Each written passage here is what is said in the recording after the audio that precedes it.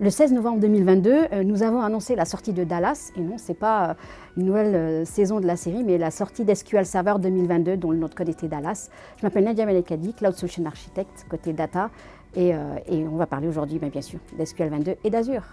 SQL Server 2022 est la première version d'SQL Server qui va vous offrir le maximum de scénarios hybrides avec Azure. Et non pas des moindres, puisqu'on va pouvoir avoir des scénarios hybrides aussi bien avec les workloads transactionnels qu'avec les workloads plutôt data warehouse. Alors ce que je vous propose ici, durant ces 3-5 minutes, c'est de couvrir les principales fonctionnalités côté hybride avec Azure, et puis on aura l'occasion par la suite d'avoir des sessions beaucoup plus détaillées sur le sujet. La première fonctionnalité qui est quand même qui était une fonctionnalité phare qu'on a annoncée depuis le début de la mise sur le marché d'SQL Server 2022, c'est la partie MI-Link. Qu'est-ce qu'MI-Link? Ça va vous permettre de pouvoir créer une architecture hybride entre un SQL Server qui serait on-premise ou chez un autre cloud provider et Azure, mais pas dans un service, infrastructure as a service. La copie qui va se trouver dans Azure va être un service managé, donc Azure SQL Managed Instance.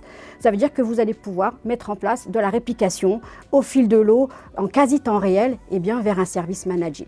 Donc MI-Link est vraiment une des premières fonctionnalités que je vous invite à essayer dès que vous le pouvez. La deuxième fonctionnalité hybride qui est aussi très intéressante, c'est celle qu'on appelle Synapse Links. Qu'est-ce que ça va être? Azure Synapse est notre service de data warehouse et de big data dans Azure. La possibilité de pouvoir connecter votre SQL Server on-premise ou chez un autre cloud provider vers Azure Synapse va vous permettre finalement de pouvoir alimenter en temps réel votre data warehouse. Et qu'est-ce que ça va vous permettre de faire? Ça va vous permettre de faire du real-time et near real-time analytics. C'est vraiment quelque chose qui est très important pour les utilisateurs aujourd'hui. Pourquoi c'est intéressant? Parce que quand on veut avoir son chiffre d'affaires, il est très intéressant de l'avoir avec des données near real-time plutôt qu'avec le chiffre d'affaires d'il y a 2 heures, 3 heures, 4 heures. Cette fonctionnalité est aussi très intéressante parce qu'elle va vous permettre d'éviter d'utiliser un ETL. C'est-à-dire que jusqu'à présent, comment on faisait? À intervalles réguliers, on exportait les données de serveurs de production et on les envoyait vers le data warehouse. Cette fonctionnalité va vous permettre de faire cet envoi au fil de l'eau en quasi temps réel, et donc vous n'avez plus besoin de mettre en place toute cette logique de transfert de données depuis l'on-prem vers le data warehouse. Donc c'est vraiment quelque chose qui va vous permettre de pouvoir enrichir et en tout cas mettre une touche near real-time sur vos rapports analytics. Donc ça, c'était les deux premières fonctionnalités très intéressantes dans le cadre des scénarios hybrides. Il y en a une autre qui est très intéressante, dont on va parler maintenant, c'est que qui dit hybride dans Azure dit Azure Arc. SQL Server 2022 est la première version qui va vous permettre de pouvoir configurer vos instances SQL Server avec l'agent Arc. Et qu'est-ce que ça va vous permettre de faire? Ça va vous permettre finalement de pouvoir nativement, tout de suite, connecter votre serveur SQL on-prem avec les services Arc dans Azure. Et là, vous allez pouvoir, depuis Azure, piloter votre infrastructure on-premise SQL Server.